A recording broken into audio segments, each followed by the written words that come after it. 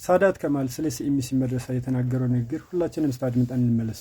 በመጀመሪያ ወደ ንግግሩ ከመሄዳችን በፊት ሲኤምሲ መድረሳ ማለት ትልቅ የእስላም ተቋምና በስሩ ብዙ መድረሳዎችና ብዙ ቅርንጫፎች ያሉት እንዲሁም ብዙ ሺህ ተማሪዎችን በሂፍዝና በኢልም ያስተማርና ያስመረቀ ትልቅ እስላሚክ ዕውቀት ማዕከል ነው።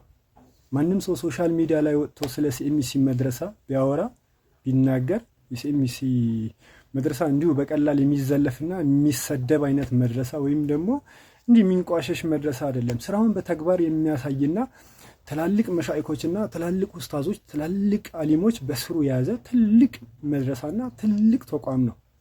ከሀገርም አልፎ ከሀገር ውጪ ድረስ ስሙ የሚጠራ ትልቅ ኢስላሚክ ተቋም። በቀጥታ አሁን እስቲ ወደ ቪዲዮ እንመለስ።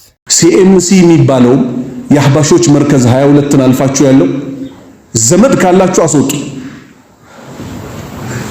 እዛ ከሚማር የታክሲ ረዳት ሆኖ ጌታውን ቢገናኝ ይሻለዋል። ኩፍር ነው የሚያስተምሯቸው። በደንብ ያዙ። ይሄን በነፃ እናስተምራለን ይላሉ። አዎ ክህደትን በገንዘብ ላይ ያስተምሩ ይፈልጋሉ።